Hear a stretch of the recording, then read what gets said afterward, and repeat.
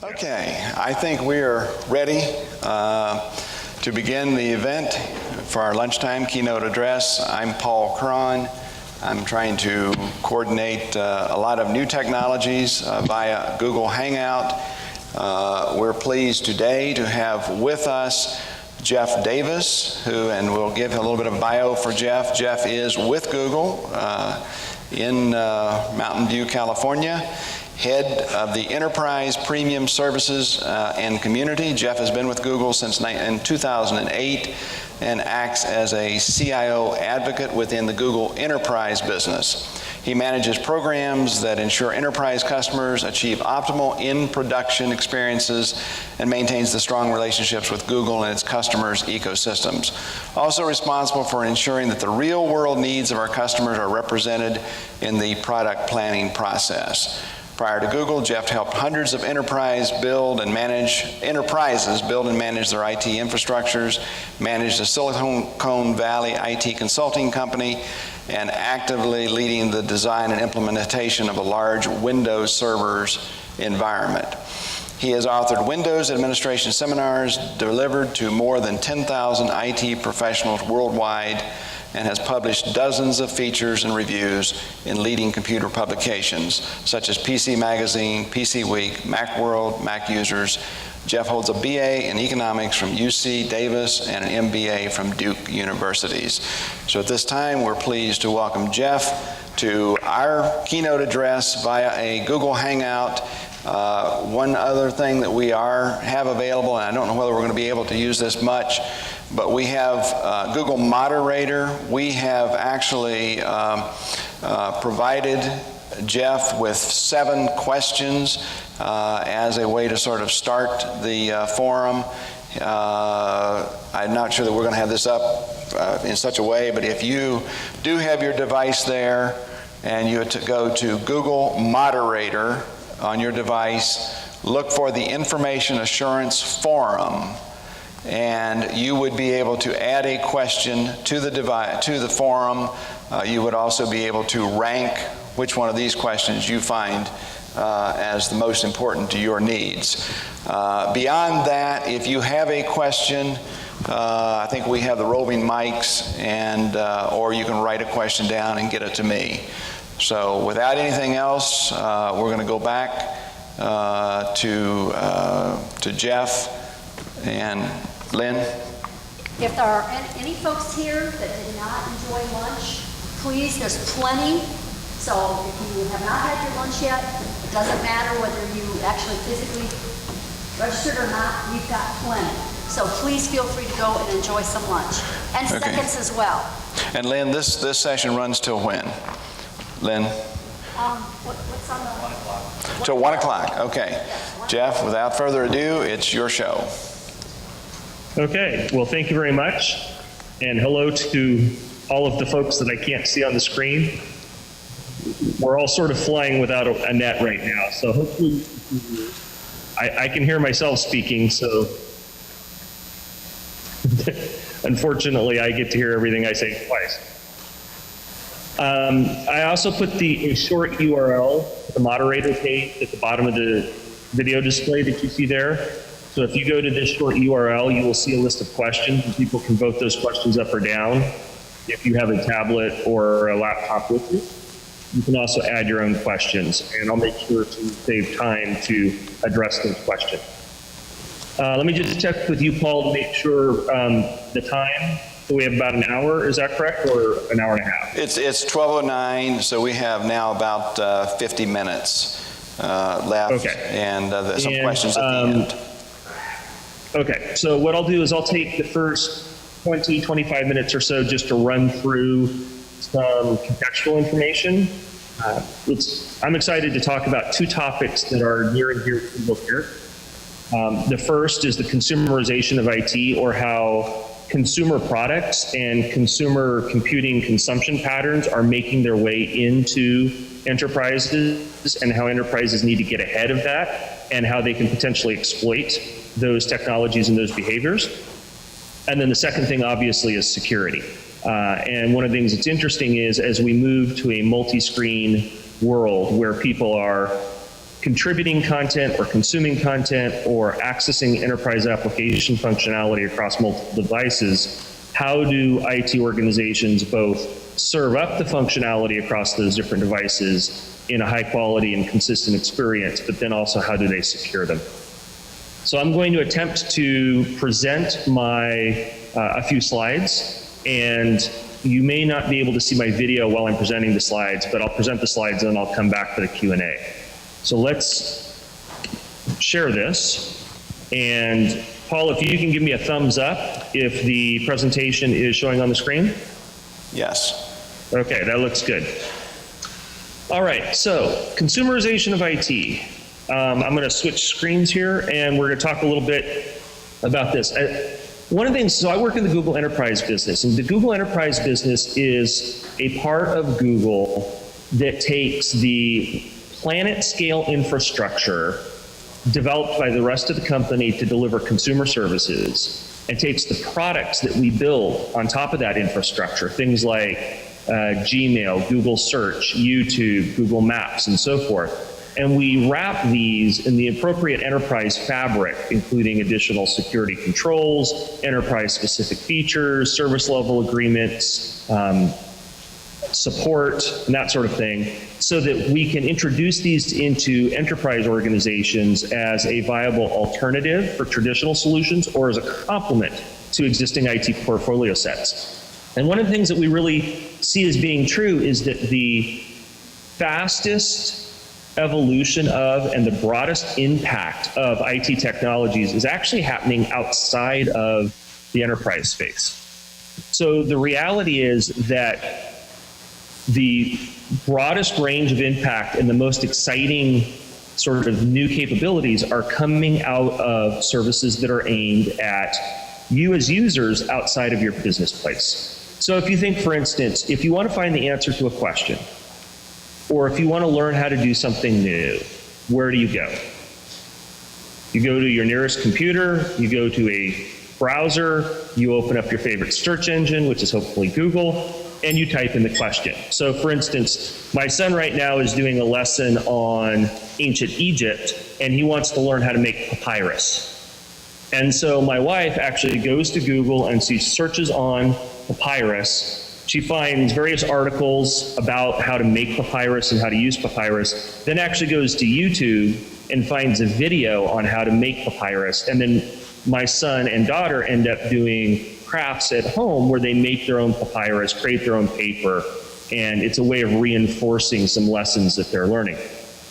So if you look at this slide here, you can see illustrations of some of these consumer websites. And this is nothing new to you guys. I'll move on pretty quickly, but a couple of points are interesting here. First of all, the way that people find information is primarily defined now by their experience with search engines. The way that people purchase products is primarily defined by websites like Amazon, where they can comparison shop on the device of their choice. They can get information from peers and people who've already used the product, and then they can purchase the item and track its flow through the provisioning and shipping process and have up-to-the-minute information about whatever it is that they're waiting to receive. The way that people share information is by leveraging social networks, so connections between people, or topical networks, connections related to shared interests. And they can share any type of information very simply. And this sharing crosses boundaries of organizations, friend groups, generations, geographies, languages, and so forth. And then the way that people tend to consume information, particularly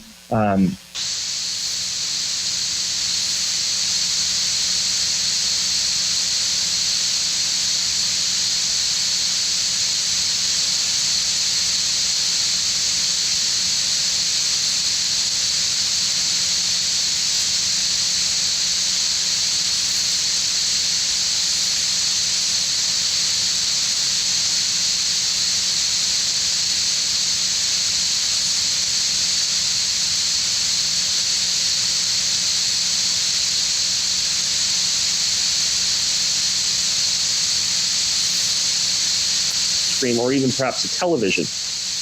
And people have these experiences in the 8+ hours a day that they spend awake outside of the business. And companies are now trying to scramble to figure out how can they provide the same types of experiences to their employees, and how can they exploit their employees' willingness to engage in these experiences for better value within their organizations. The other thing that's interesting about the consumer web, and you could also say it's sort of the underlying consumer electronic space, is that there is some incredible technology being developed by the companies behind these relatively simple and quickly evolving experiences. So Google runs massive data centers, globally connected, the second largest IP network in the world, to deliver these capabilities both to browsers on computers and to native applications on mobile devices. Amazon, the same thing, Facebook, the same thing. So whether you've got prediction APIs that are based on machine learning, whether you have massive MapReduce technologies running on huge computing clusters, whether you have video encoding and decoding, you have incredible computer science being developed to deliver these types of experiences. So we really see, again, this press to take the richness of the experience in the consumer world, the simplicity of the design, the quick evolution of the capabilities, and the use of multiple devices to access your application functionality. And we see a transition of these kind of technologies and experiences into the traditional enterprise organization. Now, this creates challenges, right? Because the way that you have achieved operational excellence in the past has been through standardization and lockdown. You have corporate sponsored devices. You have a single configuration that is supported. You lock down the end user's ability to install applications or customize the devices. And by doing so, you get security across the board, you get lower costs and lower costs of ongoing administration. The problem is you also forego the ability to quickly roll out new functionality to your end users.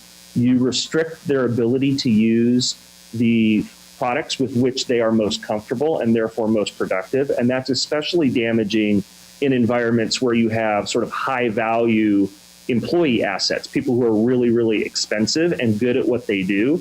You don't want to hamper their productivity by removing from them the tools that they would like to be able to use. So at Google, we specifically are designing our enterprise-oriented features and products using a few new design principles. So moving away from the idea that we're focusing on individual productivity, access to enterprise application functionality only when you are on site inside the physical firewall with specific devices which are provided and locked down by the enterprise and within certain bounds of time so that you can accommodate, say, maintenance windows and so forth. You should be designing products that allow any team composition. I should be able to work together with people who work in my division, across divisions, between my company and people outside of my company, including vendors, including customers. And I should be able to work in any geographic location. I don't have to sit on campus and inside the corporate firewall. I should be able to work from a Starbucks. I should be able to work in a different time zone. I should be able to work on any device I want to, whether this is a handset, a tablet, or a laptop. My personal reality is sort of silly. I have 2 tablets. I have a Nexus 7 tablet and an iPad. I have 2 laptops. I have a MacBook Air and a Samsung Chromebook. I've got a Windows XP desktop, and I have 3 cell phones. But the reality is that I should be able to consume or create content with a high quality and relatively consistent experience across any of these screens. And this is a real focus area for Google, is the understanding that people will work on the same assets and they will engage in similar behaviors, but across a series of form factors. And so there's the issue of how do we develop applications that work well across those devices? And then for IT, there's the question of how do we secure the devices and what data do we allow? So I mentioned this previously. The business that I work in is, within greater Google, which is a $40+ billion business. that focuses on search, advertising, geospatial products, and so forth, there is an emerging business called Google Enterprise. And this is where we take the consumer products like consumer search, Google Maps, the Google Chrome browser, and the individual productivity applications like Gmail, Google Drive, Google Calendar, and we add business-specific features, administrator controls, migration tools, which I know one of the questions is about, service level agreements and support, and we make these viable products for the enterprise.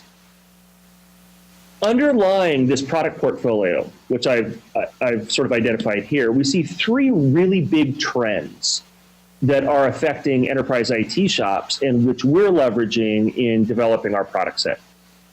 So the first is cloud computing. And you can see the interesting quote from Gartner there is that within 3 years, you're going to see more than 50% of the biggest companies in the world storing sensitive data in the public cloud. And by cloud, we mean giant data centers run by a third party from whom you rent or lease or use on a utility basis computing power. So the idea of having individual organizations that are building out bigger and bigger data centers of their own will become less important relative to today. And instead, you're going to have CIOs pursuing their vision, which I hear, I meet with probably about 400 CIOs a year. And what I consistently hear is something along the lines of, I want to get out of the plumbing business, right? Standing up and maintaining servers, running messaging or email servers, that's not their core competency. Their company makes dresses or sells sandwiches or ships things across the country in trucks. And they want to be focusing their IT efforts, and in fact, all their business efforts, on things that create competitive advantage and value for the organization. So what they'd really like to do is outsource the plumbing, the basic computing and networking and basic sort of productivity software services out to somebody else who can do it better, faster, cheaper, and more securely and reliably. So Google's not the only company that does that, although we like to think that we've got probably the most evolved and largest planet-scale infrastructure in the world. But you see Amazon is a significant player in this market, Microsoft with their Azure product, VMware, and so forth. There will be a variety of utility computing vendors, and the cloud becomes more and more important. It's also really important as an enabler for mobile. So I believe much of your conversation today actually focuses around the reality of managing mobile devices in the enterprise IT environment. So 2011 was the first year where mobile device shipments actually outstripped PC and desktop shipments. So at the end of 2011, they were shipping more tablets and cell phones that were internet connected than computing devices. By the end of 2012, there will be more mobile internet devices in aggregate than there are PCs and desktops. Within the US, almost half of the population actually is using a smartphone, and almost everybody has a mobile phone. And I'll talk a little bit more about the implications that we think this has both for application development and security in a moment. And then the last of the three major trends that we see coming into play is the evolution of people-oriented sharing and communications, otherwise known as social. So one of the questions that I saw on the Moderator page related to sort of graduating college students moving into the workforce and how can enterprises accommodate their expectations and their existing habits around computing. And what you can see here is that 1 in 3 of these professionals currently they're more interested in their access to social tools and the access to their devices of choice than they are in salary, which is, I'm a little bit older. That sounds crazy to me. I like money. But they want access to Facebook and Twitter and other types of tools that allow them to share within the organization. I'll say, aside from just catering to sort of trendy interests, we actually think that social or sharing based on connections or shared topics of interest is incredibly powerful. I'll give you one example that happened to me here at Google. We were working on a product requirements document. So we're designing a new product. And typically, I was working with the product manager. Typically, what we would do is take that PRD and we would email it out to some people and ask for comments. And typically, you would send it out to 10 or 20 people. You don't know necessarily who's going to have an opinion. You have some idea of a core group of people, but there may be additional people who will have an opinion. But we picked the 10 or 20, and then maybe a few of those people will respond. What we did instead was we actually posted it to Google+. And we bounded it to a circle of Googlers only, so it didn't go outside of our organization. It was only shared within the organization. But literally, within an hour, we opened up this Google document. And in Google Docs, you can have multiple editors editing the document simultaneously, and you can see who's there. We had 95 people across the organization reading and or commenting on the Google Docs simultaneously within 60 minutes. Now, the thing that's interesting about that is the speed of response, but also the scope of interest. We would never have known to ask all 90 people, nor would we have assumed that all those 90 people would have something interesting to say. But by simply floating it out there in the stream, connections of mine, connections of Rajan's, who was the product manager, connections of our connections, these people all saw that there was this document available and availed themselves of the opportunity to contribute information and insights into the document. And as all of you know, generally, the greater the diversity of opinion you have on a team, the better the insight that you derive. So let me talk a little bit specifically about this mobile component, and then we'll finish up and I'll take sort of questions and answers. When it comes to mobile, one of the things that's true here is that in the mobile world, perhaps even more than in the computing world, the reality of homogeneous fleets with a corporate provided device and a lockdown of that device by virtue of having a single mechanism, those days are gone. So this is one chart. It's a little bit out of date, probably 6 months out of date. It's also very particular to one type. This is new acquirers. But if you look at any version of the mobile adoption data, whether it's global versus US, whether it's new users or total users, the story is pretty much the same. And the story is this: there is no longer a single monolithic provider to enterprise when it comes to mobile. So 4 or 5 years ago, if you had looked at this chart, it would have been almost all BlackBerry. And what you look at now is you can see that there's sort of at least 3 players, right? There's Android, there's Apple, and there's RIM. If you were to look at an aggregate current ownership model, it would be almost equally split between Symbian at about 25%, RIM at 25%, iOS at 25%, and Android at 25%.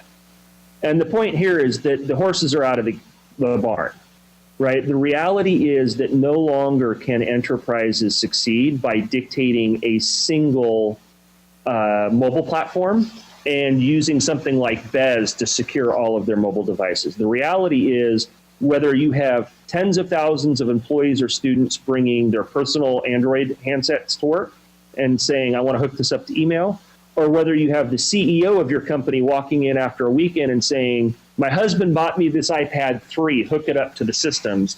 The reality is your IT organizations are going to have to find new ways of achieving sort of management and security of mobile devices, and they will have to support multiple platforms. This obviously is for handsets and tablets. Sadly, if this was a tablet chart, it would all be gray, right? Apple would own almost the entire pie chart when it comes to tablets, although hopefully that will even out a little bit in the not too distant future. Another thing that we see that's really important, again, this comes from a survey last year with Gartner, but when you talk to enterprise IT leaders and you say, hey, where are you focusing your software development efforts in the future? They actually see that over the next 5 years that there's going to be a larger focus on mobile application development than on traditional desktop application development, right? So you see mobile leading the pack in this chart, and you see mobile leading the pack in this chart. And the idea, again, is because there's this huge surge of end users bringing their own devices to work, or companies seeing the potential value of provisioning mobile devices to their employees, that they then want to make sure that these employees can exploit these mobile technologies as fully as possible on the job. One example would be US national big box store, which was finding that their customers were coming in and on their iPhones or Android phones, they had better information about the product capabilities, the product pricing, the comparison pricing, and even the location of the items within the store than their employees did. And so what they've done then is they've gone and purchased iOS devices, either iPhones or iPads, for all of their retail associates, so that at least they could have access to the same applications that customers had. But they went a step further then, and they've built internal applications aimed at providing extra information to their retail associates so that they can appear to be more informed and provide better service to their end users. All of this adds up to the fact then that mobile security becomes a top security concern for IT organizations. So if you look, basically a survey of IT leaders shows that as of today, the majority, about 56%, would say that mobile security is equal to or greater in importance to any of the other security things that they deal with. And almost the entirety of the group indicates that it is a high priority in their organization. One thing to also note in terms of just sheer volume when it comes to mobile is we actually see that the usage of mobile within organizations increases dramatically when you do one of two things. One is you enable a bring your own device policy. And the second is when you adopt cloud-based solutions that can be accessed securely over SSL on a mobile device. So for instance, when we look at companies that move from traditional on-premise solutions to Google Apps, which is our software as a service-based offering for productivity, that's email, calendar, contacts, word processing, spreadsheets, websites, and so forth, we will actually see the typical penetration for employee use of mobile go from about 15% of the overall base to over 80%. So if you think about the fact, let's take a 100,000 seat organization, that's sort of the top end of our customer range, you may go from having on the order of 7,000 employees using mobile devices to having 80,000 employees using mobile devices to access corporate applications. And that's a huge change in terms both of sort of network access to application, and the security implications. Now, one of the questions that Paul had posed was, at what point in the future will we have a single device where I basically carry around a tablet, and when I'm on the road, I use the tablet to consume information and read my emails, and when I'm in the office, it automatically connects to my keyboard and my mouse and my monitor and so forth. And we could talk a little bit about the practical viability of that in a moment. But one thing that's interesting to note is that as of today, that's clearly not the behavior. As of today, what we see is that people are computing more hours in the day than they used to with the introduction of tablets. So they're going from about 3.5 hours a day of working on a computer or a cell phone to about 4.2 hours, which is about 20%. 20%? Close. It's a significant increase, right? But the other thing that's interesting to note is that the nature of their interaction with the devices are different. So on a cell phone, they may look at their cell phone 20 times a day, but typically it's for less than 2 minutes at a time. This is a quick look at email or quick SMS. Tablets, people use maybe 12 times a day, but again, they tend to be relatively short interactions. And I think this is largely to do with the quality of the content creation or the data input experience. So people tend to use tablets for consuming information.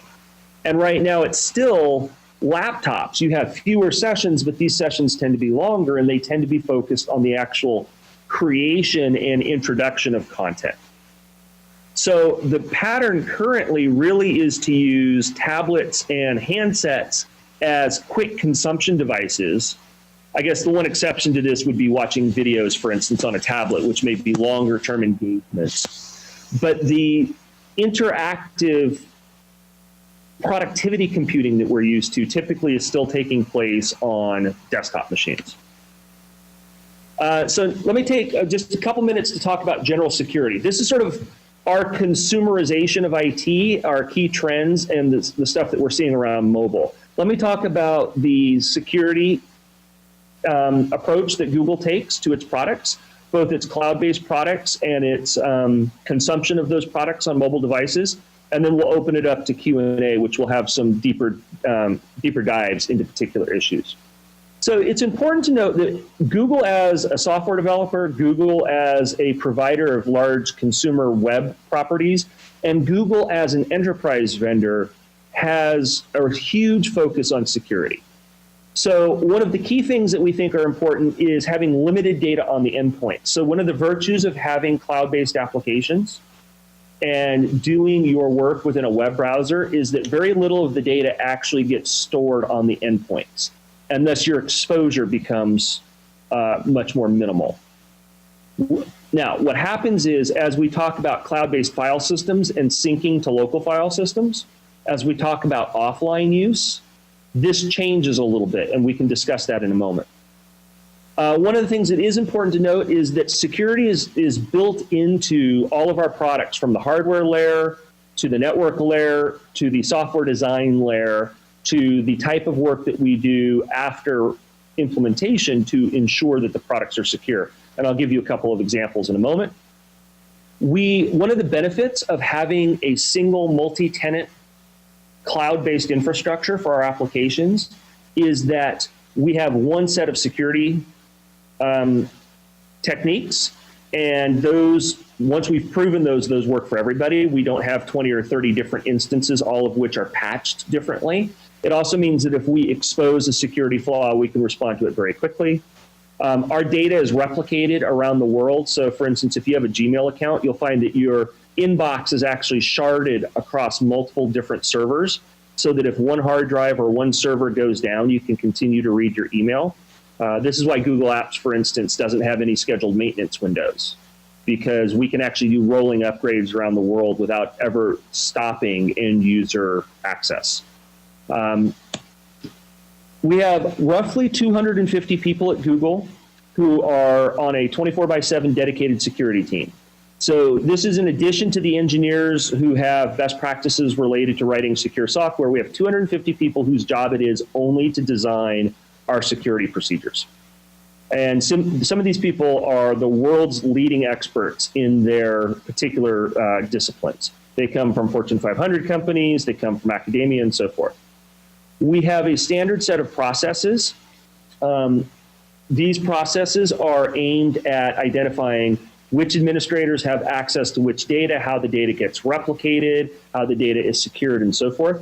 All of these processes are documented and externally audited. So we maintain SSAE certification with external auditing, ISAE certification and auditing, and ISO 27001 certification. It's also interesting that we basically purposely build our stack. So we build our own computers, we build our own networking equipment, we do our own builds of Linux, and what we do is we strip out everything that isn't absolutely required to successfully run our software to minimize our vulnerability footprint. We have automated intrusion detection and attack detection and repulsion systems. And then just a couple notes. You may have seen a recent blog post about our data centers. It's also, if you go to Google, you can actually do a search on Google data center video, and you can see a walkthrough of our system. But basically, we have very highly secured data centers around the world. These include physical barriers, key card access, biometric access, CCTV monitoring. I, as a Google employee, can't actually go onto the floors of these data centers at all. I won't show you the video right now. I'll leave it to you to go find it again. Just search on Google Data Center Security if you want to look at it on YouTube. I already mentioned the custom-built hardware and software infrastructure. And then we have, again, processes. So for instance, we label and track all of our disks. When disks go out of use, we actually erase the disks and then we destroy the media. I talked about the sharding of your data. I talked about the SSAE, ISAE, as well as the ISO 27001 certification. I think this is probably the last point that's interesting to identify, which is we're constantly adding new security capabilities into our products, and some of these are very particularly aimed at the security of the endpoint. So for instance, if you look back in 2008, one of the things that we introduced was the ability to view attachments in the browser. So the idea here is, let's say I send you an email and that email has a PDF attached to it. Rather than downloading the attachment onto your endpoint device where it's thereby perhaps vulnerable if that device is lost, what you can do instead is click on a view link and it will actually render the PDF in your web browser. It only downloads it into your browser at the time of viewing, and it doesn't download it as a binary file. It just shows it to you. So this actually reduces your bandwidth requirements, but also means that the data stays up in the cloud and not on the endpoint. In later 2008, we introduced by default SSL encrypted sessions for all the browser-based access. Another thing that we introduced more recently, sort of at the end of 2011, was two-step verification. So this is another way of securing endpoint devices. If I lose my cell phone or my tablet, I haven't simply logged into my email and then stored my password. It will require me to enter in a secondary token, and this is actually built into our products so that you can enable this for a user or a group of users or an entire domain of users. And you can use dedicated hardware tokens, or you can use SMSs sent to a person's registered cell phone. But what this means is that in order for an end user to gain access to their account, they not only have to know something, which is their password, they have to have something, which is a physical device. For the last couple years in Google Apps, we've also had sort of a baseline level of mobile device management. This allows you to control which devices are allowed to synchronize with a Google Apps domain, to control whether or not corporate data in the terms of email, of calendar, of contacts are allowed to sync down to a device. And you can say yes, but only if they meet certain security criteria, such as password length and strength, the ability to remote wipe the device, and so forth. And I'll show you a couple of these in just a second. I'm going to have to reshare my screen. But just some future-looking challenges, things that we're thinking about. One, again, the point is that the standard behavior for end users is that they're going to be accessing across multiple endpoints or multiple screens. The second thing is that there are more and more ways of getting data onto each endpoint. So for instance, one way of getting data onto a device is to use ActiveSync, to sync your email contacts and calendars to a device. But we've recently introduced the Google Drive native mobile client, which allows you to sync Google Docs and stuff stored in your cloud-based file system onto a local native machine. We've introduced Chrome's ability to do offline editing in the web-based editors. And so it has an HTML5-based cache. So now what you've got is, instead of one or two ways of getting data onto local endpoints, you may have 5 times as many endpoints per user and 5 times as many vectors. And so what we need to do is find ways of making sure that the endpoint located information is encrypted. Administrators have the ability to report on what data is on what devices via what vectors, the ability to revoke that data, and or potentially block that data in advance. So with that, I'm actually going to show a couple of quick items. Actually, no, I'm gonna avoid the demonstration and simply move to the Q&A. And I think that most of the interesting stuff will happen in the Q&A. The way I would suggest that we proceed, Paul, is I can take the first question from the moderator page, and then we can take a live question from the audience if you have one. Does that work? Okay,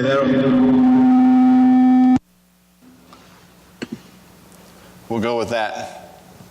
Okay, so the first question that I have on the moderator is, how soon before we will see a mobile device that functions as a primary computer with the ability to enter our workspace and have it automatically connect to a monitor, keyboard, mouse, and the business network for traditional company use? So I think that there are a couple answers. I think technical viability is probably close within the next 12 months or so. I think practical viability is going to be a little bit different story. It's probably 2 to 3 years out. So technically, you could carry a single device, and you can have a Bluetooth headset. There are available for monitors and so forth. But you have a number of blockers, I think. So one is the idea of whether or not this is an end user owned device, or whether this is a company provisioned device. So most companies, including Google, have restrictions on what data you allow to be synced to non-corporate owned devices. I think you also have, right now, there is a limitation in terms of consumption versus creation of data. So the reality, as I showed with that chart, is that most people use tablets for consuming data in small batches, not for creating data. So if I come into the office and I drop my tablet and it connects to my keyboard and mouse and my screen, I can go ahead and start typing stuff in. However, if I'm on the road and I need to create content, until we overcome the content input process on tablets, which isn't particularly good, most people who do a lot of content creation will be unsatisfied with that as their mobile single device. And so most people continue to carry a tablet and a PC, a laptop of some sort, which has a keyboard. Now, as keyboards become better or as voice recognition becomes more viable, I think that will change. The other issue has to do with native application capabilities and centralized administration. So the fact is that there are certain types of work that require native applications that still aren't available in the cloud. And a lot of those applications don't have analogs that are native to, say, iOS or Android. So unless you're going to use the iOS or Android device as a VDI client and actually be doing the work on a virtualized desktop running Windows, and again, typically accessing that for any sort of significant content creation is problematic on a tablet. I think that there will be sticking points. I think what will happen is we will emerge, we'll go through a transition where different populations of users will have different experiences. So I would say within a couple of years, we will have certain populations within organizations for whom it is both technically and practically viable. So I'll stop there and ask if we have any live questions from the audience. And okay. Wait for a moment, and then if not, I'll go on to the next one from the moderator page. All right. We can't do without. Any questions specifically that we can either chat with him via typing something very quickly? So perhaps in the chat window, you can indicate whether I should proceed with the moderator page or if we have sorted out, or if I should wait to sort out the reverb. Okay. Any questions from the audience? In the absence of a response, I'll go ahead to the next question on the moderator page. So another question is, what types of policies do you, Google, have in place for personal and mobile devices? So I can't share everything. Some of it's proprietary, but I can give you a general sense of what we do. So the first rule is that the company will provide devices, but you're also allowed to bring your own devices.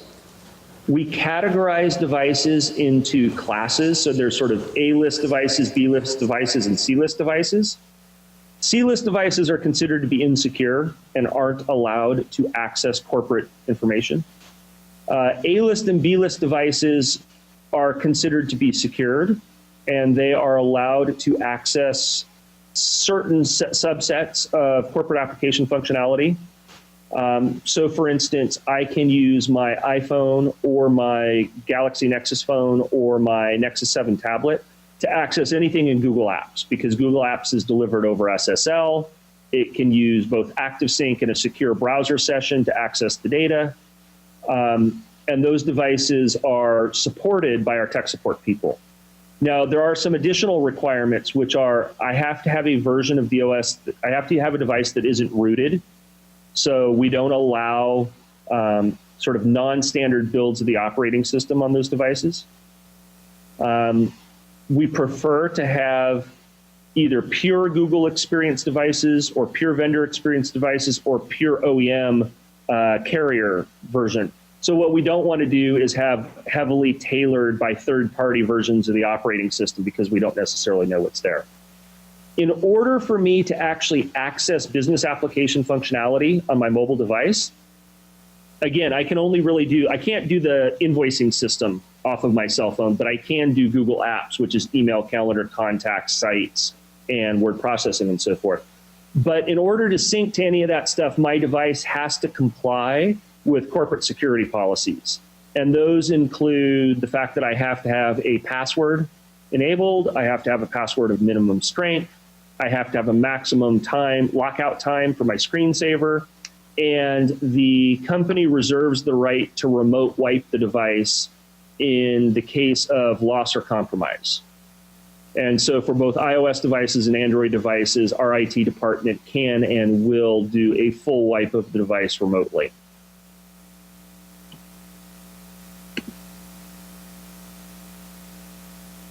Okay, so I will wait and see if there are any questions. All right. Chat. Right. I see Paul speaking. Oh. And now I see that somebody is typing. Maybe it's Michael that's speaking and typing. Questions. Enter. Okay, so no questions from the audience. That either means they're all asleep or they're riveted. And since I can't see any of them or hear any of them, I'm assuming riveted. Let's see. What tools and practices are available to help manage sensitive company information on mobile devices? So this is a good question.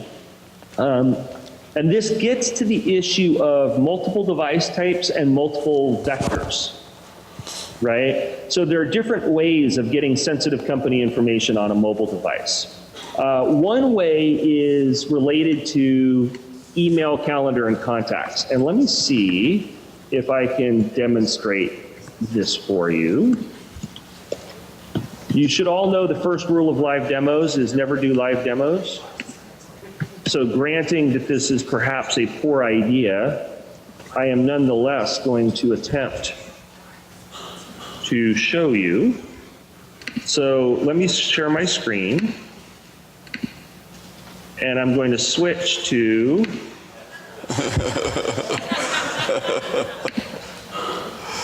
so this is a Google Apps domain, and this is my personal Google Apps domain.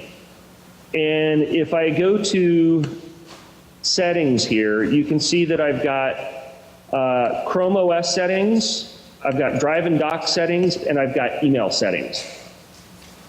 And I've also got mobile settings. So the question here is sort of what devices and mechanisms do I have in place to control, report, revoke access? How do I control sensitive data on mobile devices? So one of the things that we do here at Google is a large user of Google Apps. So we have over 100,000 provisioned accounts. We have 35,000 plus active users using Google Apps, and we store all of our email and all of our proprietary sort of design documents and IP in this cloud-based service. This gets to the security policies that were being asked about earlier. So you'll notice for Android and for iOS, I can choose whether or not to enable and enforce policies. So Android is for Android devices. Google Sync would work for iOS, for Windows Mobile, and for Symbian devices. And you can set password length and strength. You can choose whether or not encryption on the device is mandatory, whether or not the camera is used. I can also do application auditing. I can do remote wiping, and I can do device activation. I can whitelist which servers are used for doing active sync and so forth. And then if you actually look here under devices, one of the things that we can see is this shows both iOS devices and Android devices. And it actually shows me the device, who the device is associated with, the model of the device, the operating system of the device, as well as the last time that that device was synced. So this is in particular a mechanism that we can use within Google, and Google Apps customers in general can use to see how many devices active sync or device policy on Android has touched whether or not these devices have been approved by administrators, whether or not they've synced when they've last been synced, and their operating system versions. And so I can see, wait a second, Jeff told me he's only using one device, but in fact I can see he synced data down to 3. And I could choose then to go in and retroactively revoke. So I can take a device, for instance, I can block that device from syncing, or I can remote wipe the device. We also have a basic activation flow for Google Apps. So this is only for Google Apps. This isn't for accessing your SAP web interface or your Oracle invoicing interface or whatever. But this allows me then to, again, say, if somebody wants to register a device and have it sync against Google Apps, I can control whether or not they're allowed to do that. And I can look at the type of device and the model of the device and the operating system to determine whether or not I think it's secure. Another vector for getting data onto devices is Google Drive. So Google Drive is a mechanism whereby end users can store anything they have up in the cloud. And then that's accessible to them via a web browser, so they can log into their account, go to a web browser, download the item onto a remote machine, or they can have a native client running on Mac or Windows that automatically syncs the cloud to a local folder. We also have offline use with the web browser option. So I, as an administrator, can control that. So I can, for instance, say, I'm not going to allow anybody in this organizational unit or in this domain to do offline editing within the web browser, and this would disable HTML5 offline caching of data. Because I may be worried about the fact that it's on a laptop and that laptop doesn't have endpoint full disk encryption enabled, for instance. You'll notice Drive, I also have the option of allowing or disallowing end users from using the native sync client and or using third-party clients that actually allow access to their Drive area. So I'm going to stop that there. So the idea is that Google has a variety of mechanisms that we build into our products for all of our customers, but we are also probably sort of the most demanding users of our own customers, and so, of our own applications.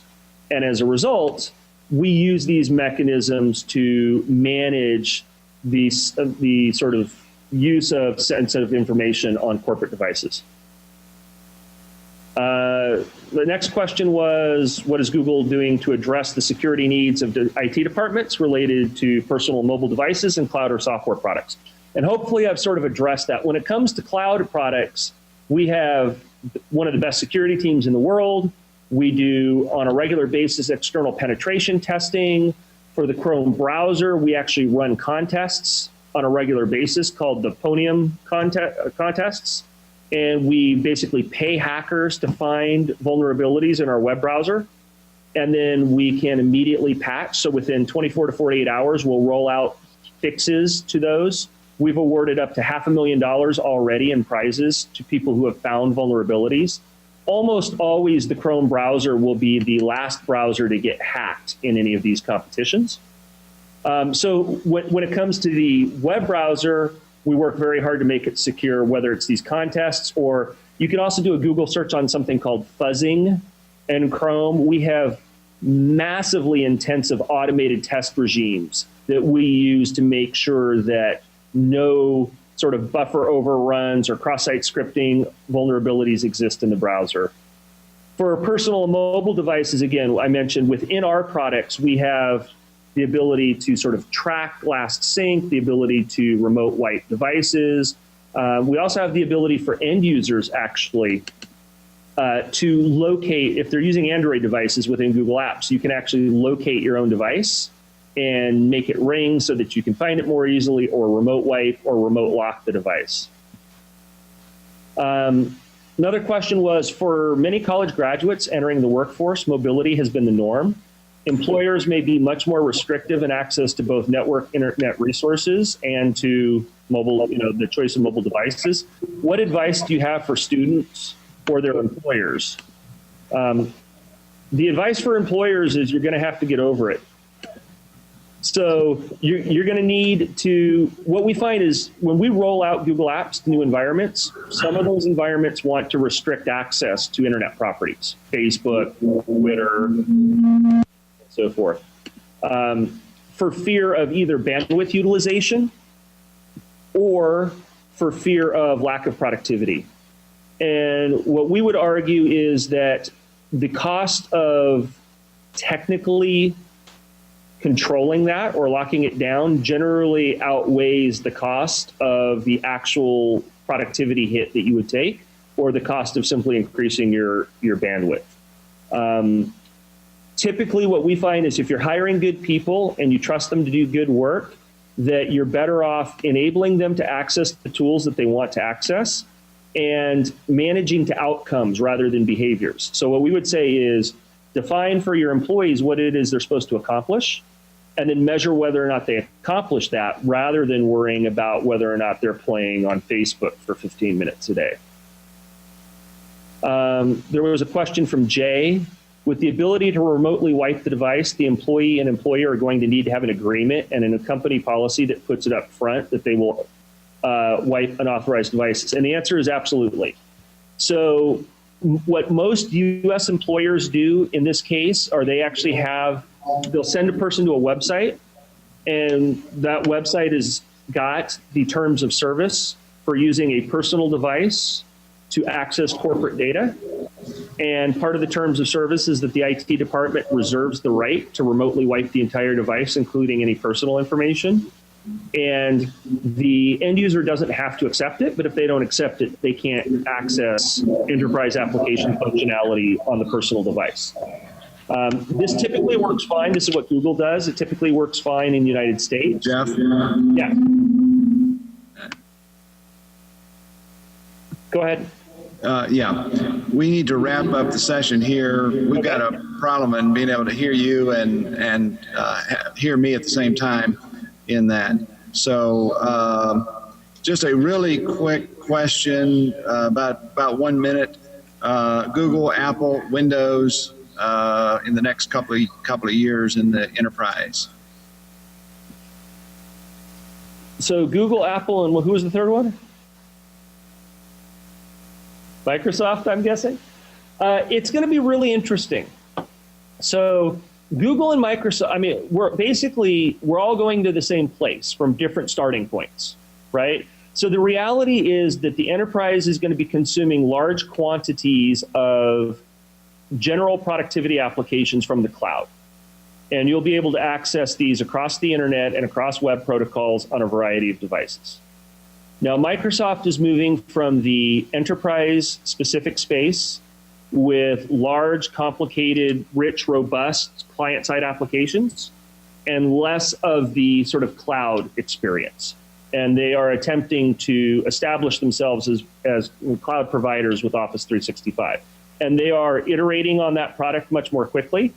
They have some real challenges when it comes to their business model, right? The majority of their profits come from their server and the Windows and Office product suites.